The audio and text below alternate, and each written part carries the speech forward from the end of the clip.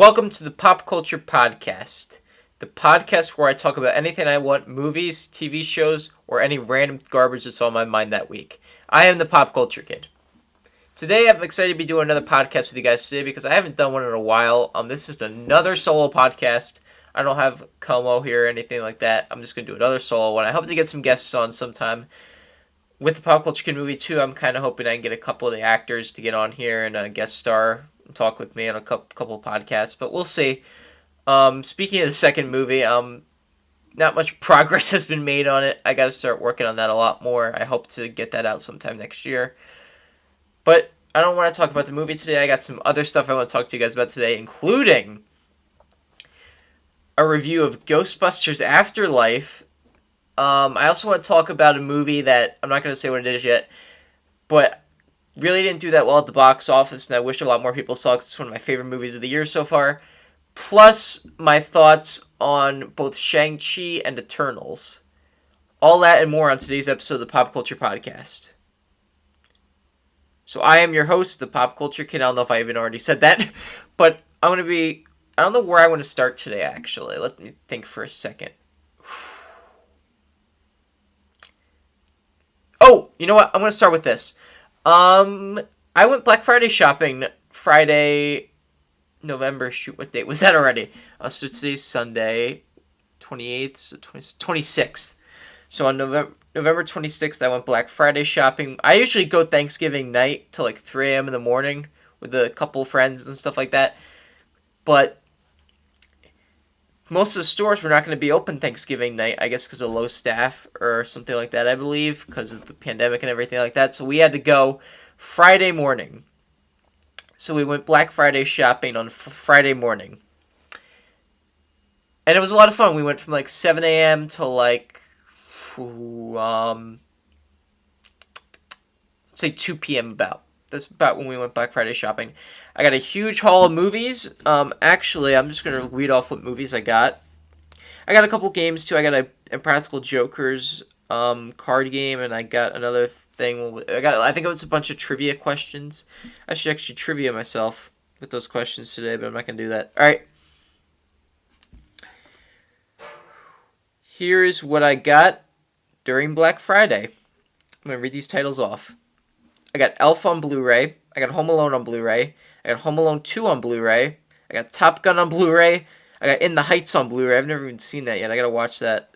I got Wonder Woman 84 on Blu-ray. I know most of you thinking you hated that movie. It was $6. I own every other DC movie. I had to buy it. I got Logan on 4K. I got Deadpool 2 on 4K. I got Christmas Vacation on Blu-ray. I got A Christmas Story on Blu-ray. I got The Hitman's Bodyguard on Blu-ray, The Hitman's Wife's Bodyguard on Blu-ray, Doctor Sleep on Blu-ray, Once Upon a Time in Hollywood on Blu-ray, and Planes, Trains, and Automobiles on Blu-ray. Perfect ending right there since it was Thanksgiving. I think it was 15 movies? Yeah, 15 movies I just said. And it was like $100 for all of them. So, let me just check. 100 divided by 15. Paid roughly about $6 per movie. And that's really not that bad at all. Especially considering I got two 4Ks in there, which were a little bit more expensive. I think most of the Blu-rays I got were like $6. And the two 4Ks I got, I think, were $10. I think the most I spent on a Blu-ray was $10. So that's good. There were some great...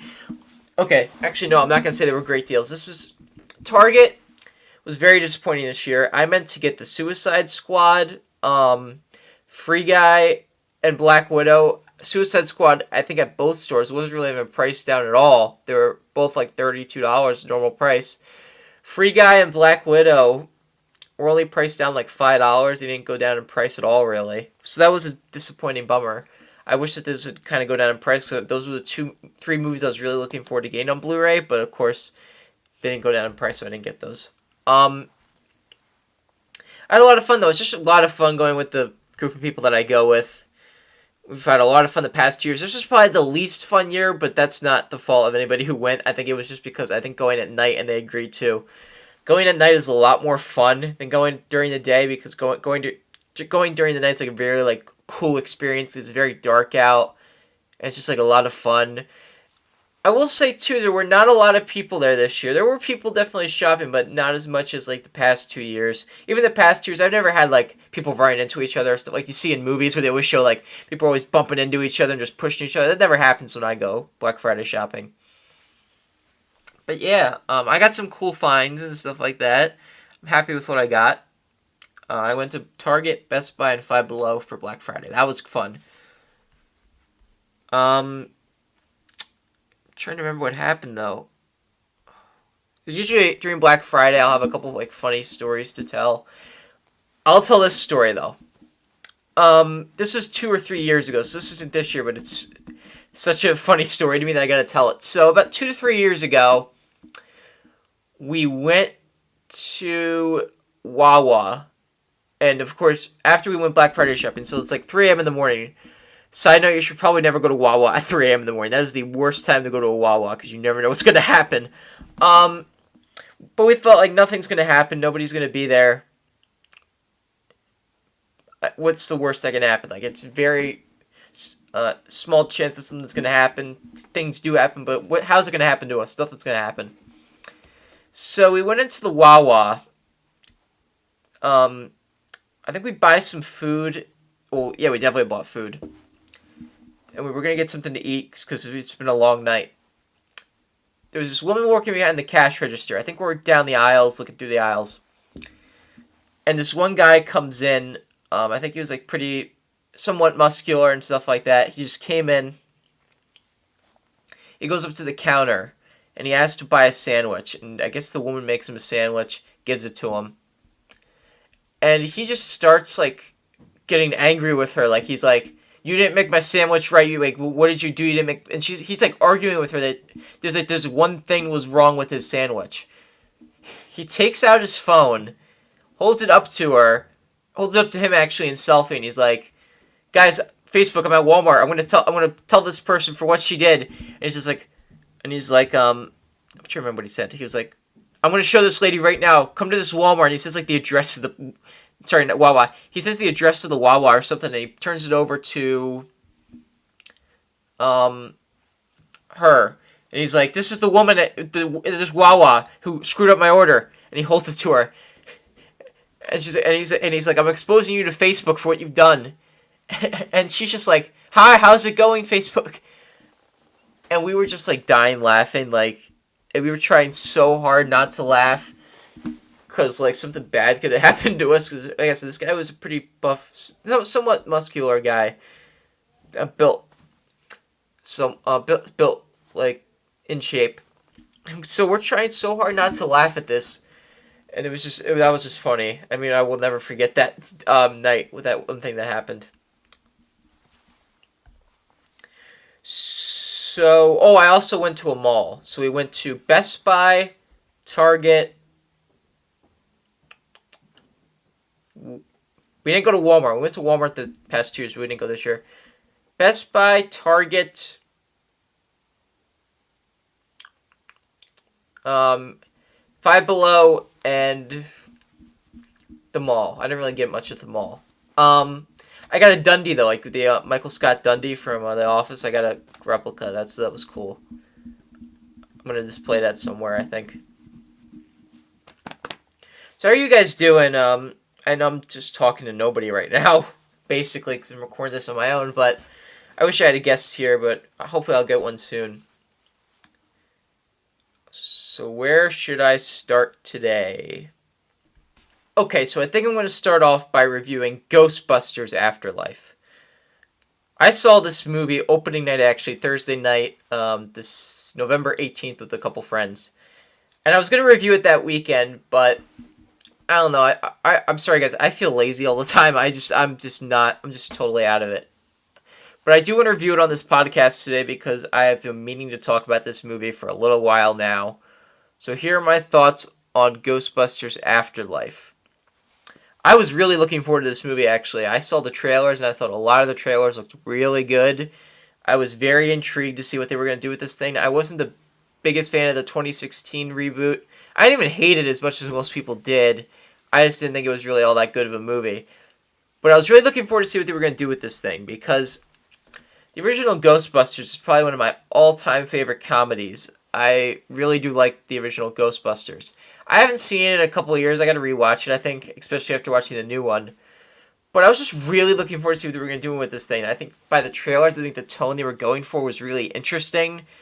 They were trying to make it like a smaller, even somewhat almost indie type movie. It kind of looked like they were doing a smaller scale, lower budget Ghostbusters movie. I wouldn't actually say lower budget. It's got a $75 million budget, but it's a very small scale movie. It's not like the original where, like, Stay Puft Marshmallow Man, Big Marshmallow Man's walking around New York City. It takes place in a very small town. It's a lot more small scale, and I appreciated that. Because my problem with the 2016 one was that it tried to act too much like a mainstream comedy. It was trying to be like any other generic Melissa McCarthy or Kristen Wiig comedy. And I'm not even saying their movies are bad. I've actually liked a couple of the movies they've been in. I just thought that the 2016 movie was just wasn't Ghostbusters. It felt more like a modern comedy than it did a Ghostbusters movie. The original Ghostbusters works so well because of the original actors' chemistry, but also because the lines they delivered are very funny. The new one, I did like the chemistry of the cast, but I just thought that movie was extremely unfunny. I laughed at like one joke. The only joke I remember laughing at was with Chris Hemsworth in the fish tank with the phone in the fish tank. I remember laughing at that when I saw it. But that movie's just extremely unfunny to me. The whole thing with the soup, and it just made no sense. But that whole movie was just, I don't know. I don't even hate it as much. I don't hate the movie.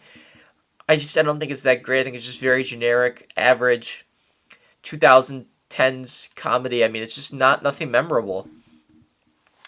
And right off the bat in Ghostbusters Afterlife, you already feel like a tingling sense of nostalgia in the first like opening frame of the movie. Like, they set you up with like the kind of creepy vibe that like a movie about ghosts should have, but then as the movie goes forward, it goes a little bit more into comedy. This is a movie you could totally take a kid to. The original Ghostbusters actually has a lot of jokes like that are very adult. They don't even notice until you're older. There's jokes in that movie I didn't even understand until I watched it when I got older. And I was like, wow, I never even caught that before, what that meant. But this movie, it does have a lot more adult jokes. I was shocked by.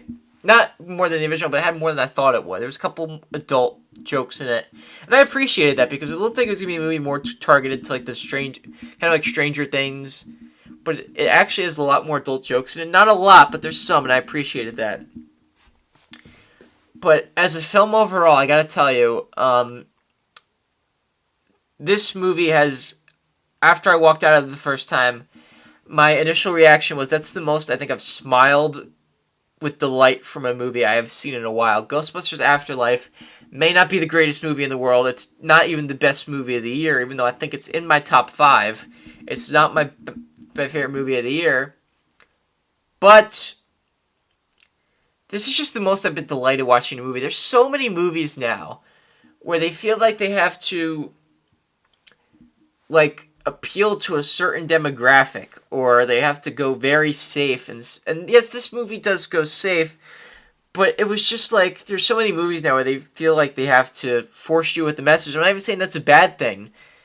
I'm completely fine with movies that have deeper meanings and messages to them, and I'm for that. I think that's a big part of filmmaking.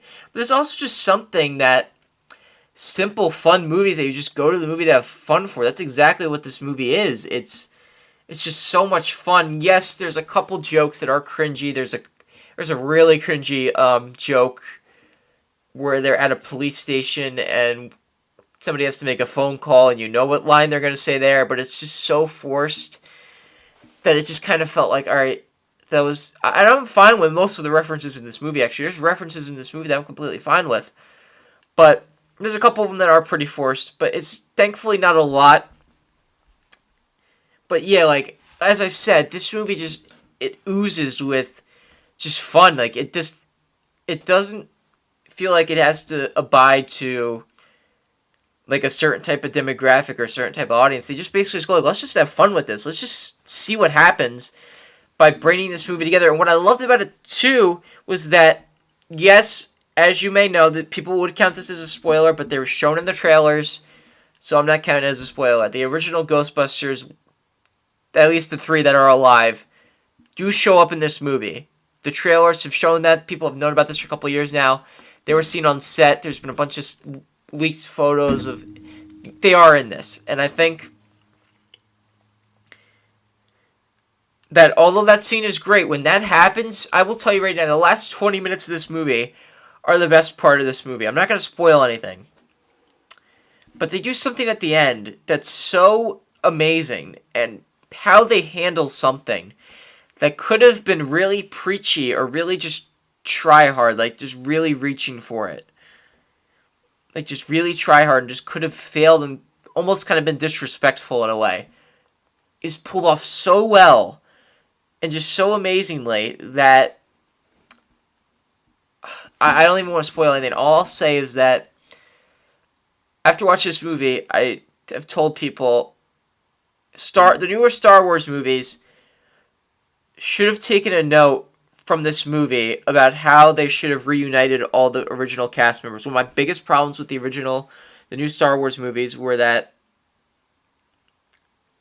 they didn't reunite the original cast members all together in a satisfying way. They never were all on screen together. Now, of course, in Ghostbusters, one of the actors is dead, so they can't really bring him back. But what they do is just so beautiful, and it's so good. I feel like I might even be getting a little bit too much of spoilers from you could guess what happens, but it's so beautifully done. Like I said, some people, it could, if done the wrong way, lean on disrespectful, but the way that they pull this thing off is so good. And the last 10 minutes of this movie are worth the price of admission alone. And even besides the last act of this movie, you're really enjoying the first two acts. The first act moves a little bit slow. Kind of takes you a little bit to get into it, but when you get into it, you really get into it. Then you're really invested throughout the rest of the movie. I do want to talk about a couple of the characters. McKenna Grace is amazing in this. I wouldn't be surprised if she goes on to be in a lot of other movies after this. She's really good in this. I remember reading some early reviews saying she's the highlight of the movie, and I'm like, okay, sure. And I wasn't really thinking that was going to be the case, though. She's really good in this. There are two characters that stand out to me. Her and Podcast. Okay, so there's this kid in this movie named Podcast. You barely see him in the trailers. He's the kid you see in the trailers. In the trailers you always see Finn Wolfhard, of course. You see McKenna Grace. And then you see a boy that's always with McKenna Grace in the trailers. That's who Podcast is. There's a scene you see in the trailers. She's sitting next to somebody in class when Paul Rudd's looking at the ghost trap. That's him. You barely see him in the trailers, but he is so funny in this movie. The first time I've seen this movie twice now, actually. I saw it again yesterday. The first time I saw it, I liked him. I just read it, like people say he was a huge standout, and I didn't really think that for some reason. But the second time, I actually laughed at him even more than I did the first time. He is a real standout in this. And I can totally see why people now... Because like, if I reviewed this a week ago, I would have said I thought he was a little bit overrated. But now, after seeing it again, I do agree he is a standout of this movie. I hope that kid gets more acting work. This is actually, from what I read, this is shocking to me. His first acting role, which is so shocking to me because this kid is great in it. I hope that he gets more work coming off of this movie. He was really a standout in this thing. Paul Rudd. Alright, let me talk about Paul Rudd. Paul Rudd is one of those actors that, even in a bad movie, Paul Rudd is still good in it. You like Paul Rudd in anything. He's just one of the most likable actors. There's a reason he was just voted as the sexiest man of 2021. I mean... Which, yes, he was actually just voted that. And I think it's some magazine, I forget. But Paul Rudd is just likable and everything. He is funny in this. He's got a couple funny jokes. He's not in it, I think, as much as you would expect. He's in it a good amount, but he's not in, like, the whole movie. There's a couple of sections where he kind of just disappears for a little bit. But he is really good in this. Whenever he's on screen, it's a delight. Paul Rudd is always funny in anything he's in. The mom, played by... Shoot, I forget the mother's name. Actress's name, actually. Let me pull this up. Also, let me just bring up Logan Kim, I think the kid's name who plays on Podcast. He's great. I want to just give that kid a shout out because he's so good in this. I forgot to say the actor's name. Afterlife. Let me see. I'm trying to pull up the cast, see who played. All right.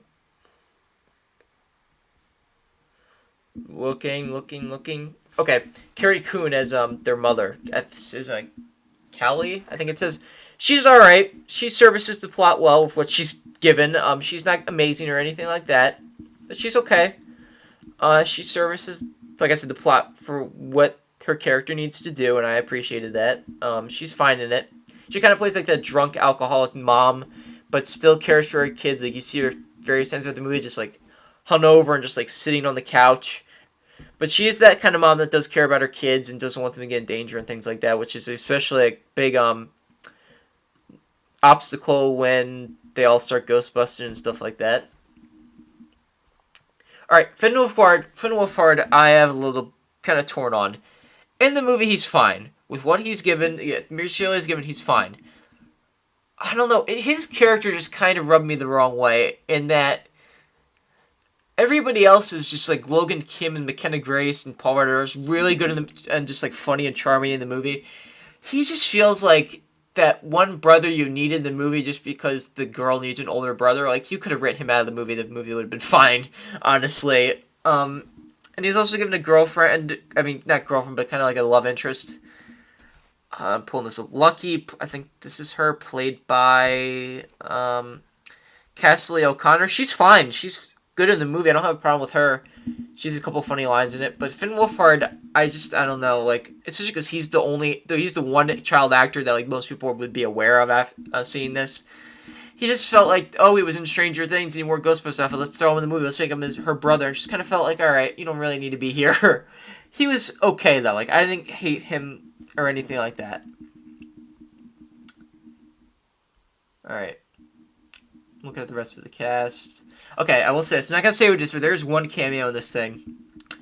I didn't even notice that it was this actor until like this actor shows up in one scene. And I didn't know who it was at first. I couldn't tell.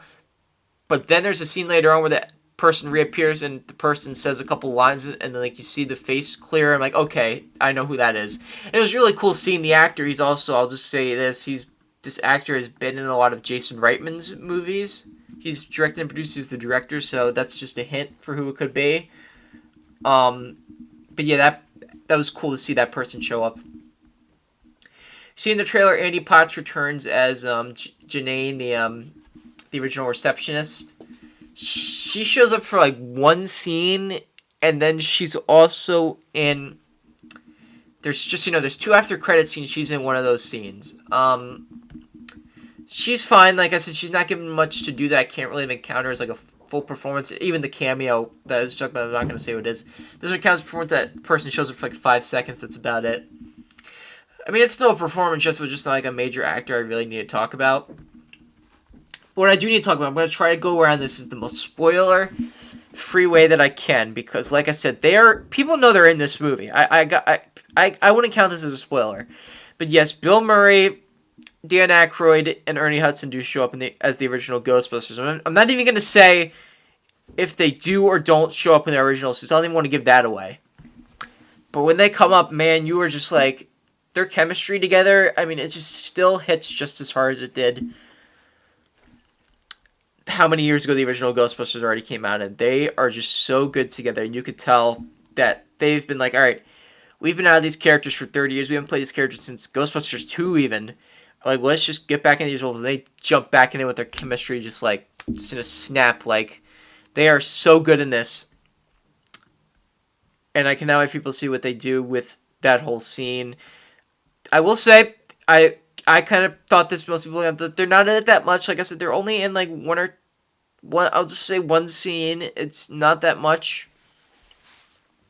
But when they show up, man, I am so happy to see them show up. And how they handle something is really beautifully done. I don't even want to give that away. But like I said, the last 20 minutes of this movie is worth the price of admission alone. I really enjoyed Ghostbusters Afterlife. This is some of the most fun I've had watching a movie in a while. It's not even the best movie I saw this year. It's just fun. It's just a fun movie. It knows what it's doing. It doesn't try to like say a meaning or a message. It just tries to have fun. It's like an 80s movie. It captures that Spielberg essence and even has a little bit of E.T. in there and things like that. There is one flaw that I have with this film there's one flaw that has to do with, now like I said, most of the referencing's fine. I'm okay with the references.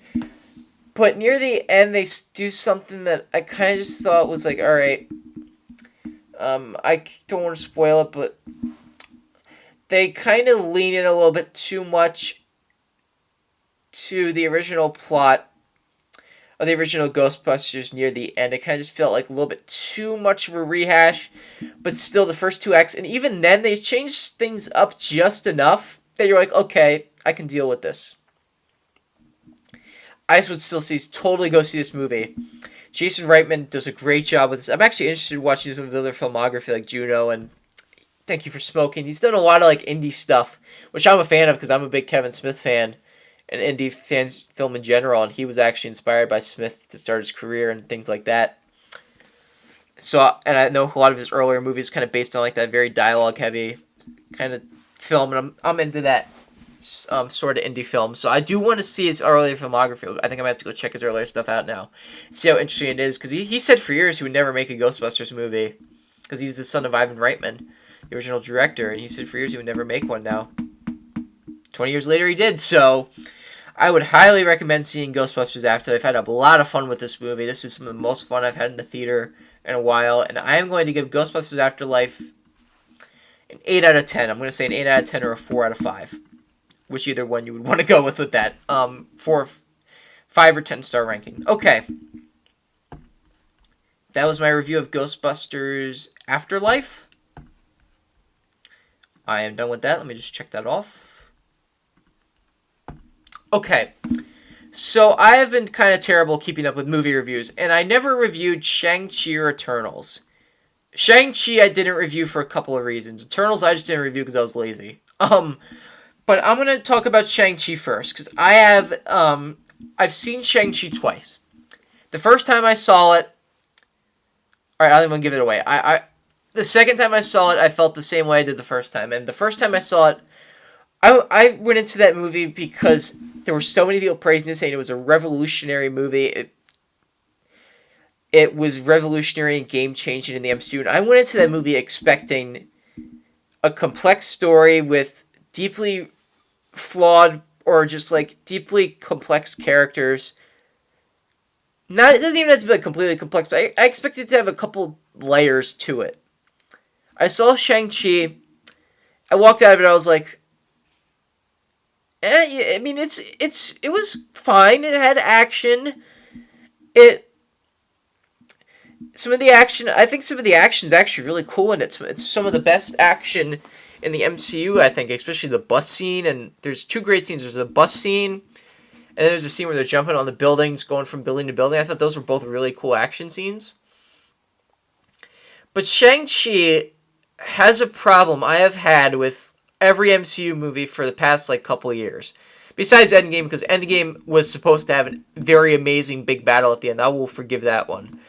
My problem with so many MCU movies now is that it feels like every movie just has to end with everybody fighting in the sky or big epic grand battle across amazing scenery. And my problem with this is that there's so many superhero movies now that do different things with them and just do different types of things and push the boundaries of what they can do. I know some people hate DC, but even DC, like Joker, was a completely different movie compared to a lot of other comic book movies. Comic book movies are starting to become more of their own. They're starting to do different things, starting to break out of the genre, and I appreciate that. My problem with most of the MCU movies is that it's starting to feel like they just follow the same formula. They all have to have a certain criteria of a big action scene at the end. My biggest problem with Black Widow was that movie was actually pretty grounded for the most part for the first two acts. In the third act, they just, for some reason, brought him up in the sky and just threw him down and just did a CGI mess of just people falling and I don't know. I think the MCU is really starting to, like, I'm starting to see a lot more of just repeating and just kind of more of a, way more, I already thought the MCU already had a formula where they had to have comedy and everything like that. But even like Winter Soldier or something like that, they try to do something different. They try to make it more like a spy film. And Shang-Chi, I do appreciate that it's like martial arts movies, and like I really appreciate that angle of it. It's just, I think the MCU is starting to lose, like, they just got to start doing different things. I think a big problem with this too is that All their movies are PG-13. They can't do any R-rated movies. Deadpool 3, I hope is R-rated. I'm hearing it could be R-rated, and I'm glad if it's going to be R-rated. But like, that's going to be the only one. I heard Blade is going to be PG-13. Why would you make Blade PG-13? The original movies were rated R, and they worked for that reason. I just think the MCU they're riding too high on their power, I think, and they think they can do nothing wrong. And like I said, I still didn't hate Shang-Chi. I don't even hate really any MCU movie besides Thor: The Dark World. I think at most, at least besides that one, they're still entertaining. They're still entertaining watches. I just think they're starting to become a lot more generic, and I think you can starting to see a lot more of the predictability in them and things like that. So I will say this: Simu Liu, who played Shang-Chi, is really good. Even the actors are all fine in the movie. I just thought the story was kind of just what brought it down for me. Even the father-son dynamic, I just didn't think it was that well executed. And when the thing happens at the end with what the big... the movie's been out for 2 months, I'll just say this. The big death that happens at the end with somebody, I felt no emotional attachment to the person. I just think it was so underdeveloped that I was just like, who cares? I'm supposed to be feeling something. But also, during that scene, there was so much other garbage going on in the background. Everybody's just fighting, and then when this person dies, just like, oh, okay, well, then we gotta focus on the dragons in the sky, which, seriously, I mean... I understand it's rooted in Asian and culture and Chinese. I get it. Japanese culture. I totally get it. But the dragons show up for just to show up, just to have the fight. They served no other purpose. For the rest of the movie, in my opinion, I was just let down by this one. I mean, I'm in the minority here. Most people I've talked to love this movie. And I can see why. There's things to love about it. There's a lot of elements in this movie that I like. I just wasn't a huge fan of it. I'm sorry. I mean, I didn't talk about this movie for a while because I just thought I didn't even know how to even review it. I mean, I'm sorry. I mean, that's just my opinions on Shang-Chi. I want to move on, actually. I don't even want to... It's not even bad or anything like that. I just think my opinion... Once people are going to disagree with it, I'm like, alright, if you love it good, I don't even want to give my opinion. My opinion's not even going to change anybody else's opinion. But one thing that may shock people is my thoughts on the Eternals. Now listen. Eternals is not a great movie. It has flaws. It is deeply flawed. There are characters in Eternals that are so underdeveloped that it's just like the technology guy you see in the trailers. They have an interesting plot with him that he caused a massive event, catastrophic, horrible, horrific event in history. That he was the cause of it, in a way. And that he could have prevented it. And that, to me, is such an interesting concept. Going into the deeply flawed history of somebody and just seeing how human they are and just how they fail in life and what they can do to break. That's very interesting to me. I think showing somebody who's deeply flawed with emotions and things like that and just dealing with being a superhero and the consequences that comes with it. The MCU has done that in a couple of cases that I enjoyed. But Eternals really had the opportunity to really dive into that. And after they show that scene with the flashback, the whole thing's just forgotten. They don't do anything with it. It just felt like they had it right there. They had the chance to take it and do something really interesting with this. And they just didn't with that character. But the Eternals does something that I've been wanting in the MCU for a while. It's very different. Yes, it has comedy. But one of the things that I love about Eternals is that it has a style. Chloe Zhao, you could tell. By the way, cinematography in this thing's amazing. There's some beautiful shots in this. But also, it feels like it does its own thing. It's very standalone. It just does its own thing, and I appreciate that. But here's the thing, though. I can't just... Okay. Okay. How do I talk about this movie? If you hate this movie, I get it. There are things in this movie that I was just like, really? And there are a lot of flaws with it. But I just don't think it's as bad as people are saying it is. The fact this has 20% lower on Rotten Tomatoes than Thor: Dark World is insane to me. This is nowhere near as bad as... Sorry, now a fan's going on. Am I down here? This is nowhere near as bad as Thor: The Dark World or something like that. This is a completely fine movie. It's good. I was about to give this a 5 out of 10 when I first saw it. I went to 6 out of 10, but just by a tiny little margin. It just became good, I think. There are still problems with this movie, but I think it's an interesting movie. It's not... I think it has great ideas to it, and I appreciate those ideas. And I don't hate Eternals as much as other people do. I will say that. The characters I enjoyed, too. Some of them aren't great. There's a couple that are underdeveloped. I was disappointed with how underdeveloped Salma Hayek is, because I'm a fan of hers, and she was just completely underdeveloped. And I'm not even gonna say if anything happens, but it's just she's a lot more underdeveloped than I think she should have been, especially because that was kind of a bigger actress that they had in it. But all the characters are good. They're fine with what they're given. I mean, what's his name? Icarus, the guy from Game of Thrones. He's really good. The kid is okay, fine. I think it was a she. She's fine. How do you say his name? Camille. Yeah, look this up now.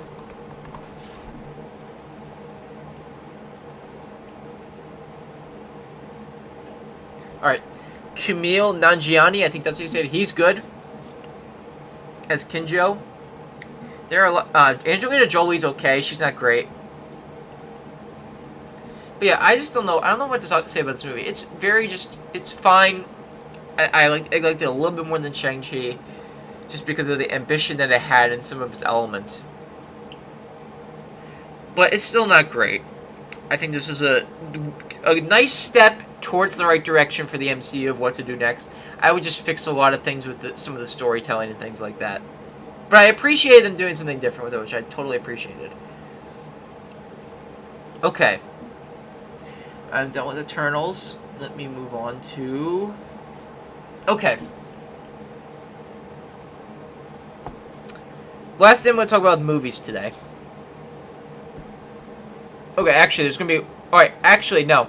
I'm going to move on to something. I watched Hawkeye Episodes 1 and 2 recently. They were... Okay, so as you guys might know, I liked WandaVision. Just enough. I didn't like Falcon and Winter Soldier. I thought that was a massive disappointment. Loki I liked, but like I said, I don't know that last episode. I just don't know what it was. But I still liked it. What if I didn't review? What if was... Some episodes were good. I thought some episodes were bad. But the last 2 episodes of What If I really liked. That was okay, the show as a whole. Now I gotta talk about Hawkeye. I watched the first 2 episodes. And so far, I think that this is the worst... Okay. It's actually, I think, so far the best out of all of the MCU shows. I think so far Hawkeye knows what it is. It's very grounded in reality. It's very street level, which I like. A little less Hawkeye than I would like. I think Kate Bishop is really good in Hawkeye. But it was a little bit less Hawkeye than I thought. Kate Bishop, though, is really good. You still care about her throughout the first episode. There's not much I can say on it, though. It's only been 2 episodes. There's not really much else I can say. I think I gotta see a little bit more for where this thing goes. But so far, I did enjoy the first episodes of Hawkeye. I liked it. It's something different. Linda Cardellini and anything is always a plus, even though she's only in both episodes for like 5 seconds. But it is very good. I do like Hawkeye a lot so far. I'm interested to see where it goes, and hopefully I'll have more of a concrete opinion on that show when it's over. Last thing with movies I want to talk about. Earlier this month, early November, my friend Como, as you might know, said the movie Last Night in Soho was really great. And I saw trailers and it looked interesting. It's that movie where, I don't know if any of you guys seen the trailers or the commercials, where a girl, like, gets basically, like, she's seeing, like, she lives in modern times, but then, like, when she goes to bed, she's seeing, like, the 50s, and herself, she basically turns into Anya Taylor-Joy, the actress from New Mutants, and Split, the girl from Split. It's basically this whole story. I didn't really get what the story was from the trailers, but it looked interesting and I wanted to see it. He told me it was great. He saw it twice. So the third time he saw it, he was like, "You want to go see it with me?" I'm seeing it the third time. I'm like, "Alright, sure." I was actually supposed to go see Halloween Kills like an hour later with my parents, but he was like, "You want to go?" I'm like, "Mom, Dad, I gotta cancel plans. I'm gonna see this movie with Como." And I really enjoyed it. Last Night in Soho is a movie I thought was really great, and I wish a lot more people saw. It's not groundbreaking or anything like that, but it is really a good movie. It does a lot of great things with it. I read it was a horror movie, and the first half of it, you're like, it's not at all. But then you'll see, as it goes on, it just goes really different with what it does. I really appreciated that. It's just a movie that I really enjoyed, and it's probably my second favorite movie of the year so far, besides my Ghostbusters, probably the number 3. That's my number 2. My number 1, I'm not even gonna. Oh, it's probably the Suicide Squad, but I really enjoyed Last Night in Soho. I would say if you want to check it out, I would definitely see it. I think it's not getting enough attention that it deserves. I hope that becomes kind of like a big success on streaming. I hope more people will see that movie. I was really entertained by that movie. It had a lot of interesting commentary on abuse in Hollywood and things, or just like show business. And murder and identity. I think it's a really good movie, and it starts off a little bit slow, but I think it's really good, and I think people should see it. I really enjoyed that movie, and I hope more people watch it when it comes out on streaming or Blu-ray or things like that. Hope that movie gets more recognition. Okay, so I got 2 more things I want to do.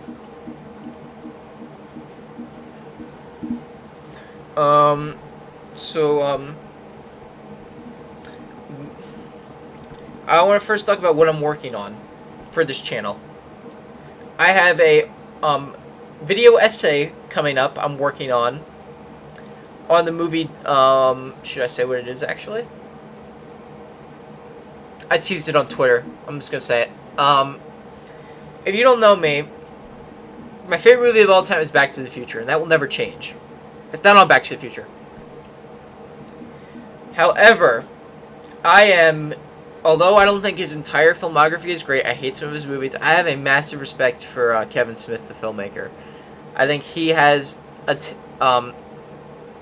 just done so much inspirational things, especially for a young filmmaker, like person who wants to get into filmmaking like myself. He was a big inspiration, like Clerks was a big inspiration on me starting my own movies and things like that. My favorite film of his, which I feel is extremely underrated, is his film Dogma. I think that movie is more genius than most people give it credit for. And there is a weird licensing deal with that movie that makes it very hard to watch. Just like you can't find it on streaming anywhere, which is a shame. So I just want to give more recognition to it, and I'm actually working on a video essay that goes over why I think the movie's so brilliant. And why it's funny in places, and why it's very... Well, although it touches on touchy subjects like religion, I do want to say that. The movie is very vulgar. It touches on touchy subjects like religion, abortion, race relating to religion. There's some touchy subjects in it, but it is a comedy. But I feel like it touches on those things so well that you're not offended by it. But it uses its comedy as a way to just tell ideas in a more easygoing manner, and it tells you a lot of these feelings about religion. I'm not gonna tell you right now, if I watch most movies about religion, like if you sent me to watch Passion of the Christ, I probably couldn't watch it. I was just I'm so bored by this. Not a problem with the movie. I'm just kind of bored with things like that. But Dogma is an amazing movie about religion. It's very funny, which is why I think it's so entertaining too. It's an entertaining movie that I just want to talk about it on a video. I've loved that movie to death. I've seen that movie so many times now. I gotta talk about it in a video, so I'm working on that. Hold on 1 second. My throat is kind of... Maybe it's because I'm in my basement, so Hold on. Give me 1 second. Okay, I think I'm a little bit better now. My throat was just like, felt like kind of sore for some reason. I'm not sick or anything like that. It's just I don't know why. So some other things I'm working on. I'm hopefully going to start working on Pop Culture Kid Movie 2 more pretty soon. I hope to get that done. I also want to start doing audio commentaries for movies and shows. I think I'm going to start doing a couple audio commentaries. I'm going to post them as Pop Culture Podcasts, but also just like kind of like solo individual things. I might do a couple TV shows. Might do some watch-alongs of a couple TV shows. Maybe like when, I don't know, Diary of a Wimpy Kid comes out, some movie comes out this week or something. I'll do an audio commentary on it. Maybe I'll do one on this, my favorite movie of the year. I don't know. Maybe I'll do one on Back to the Future. I would love to do a watch along of Back to the Future on here. I would love to have like a fun environment and just watch Back to the Future. But besides that, I really don't know what is gonna happen. I'm hopefully gonna plan some stuff that I'm gonna do. I'm getting ready for Christmas. That's exciting. Looking forward to see what I'm getting for Christmas. I asked for an Oculus headset, so praying that I get that. Maybe I'll do some. I should start doing gameplay videos. Maybe I'll start doing like some challenge videos or something. I'm gonna start doing I think a lot more with this channel. I gotta start building out my brand more. I also never mentioned this. I just want to type it in just see if the website's still up. I have a website now, popculturesociety.com. I'm going to go there. I'm going to start maybe writing essays. I have a merch store, Pop Culture Productions tab, which tells you about all my movies. I even have posted the original Pop Culture Kid movie script that includes scenes that were never in the final product. I'm going to give that a read. I think I might do like some fan scripts. Like I like to write screenplays, so maybe I'll start doing some scripts that might not even make it in the movies, but just post and see if people want to read them. So I got that scripts page. Got a YouTube videos page. Got a podcast page, which is what you're listening to right now. I think I'm going to start doing podcasts weekly, too. Like I said, I got to start getting guests on here. But I'll link the website in the description below. But anyway, I think that's it for this week. I don't think I'm going to do much else. I was going to do a quiz. Like quiz myself at the end of this podcast. But I don't think I even want to do it. I'm going to cut this podcast short today. 47 minutes isn't too bad. Alright, so I am your host, the Pop Culture Kid.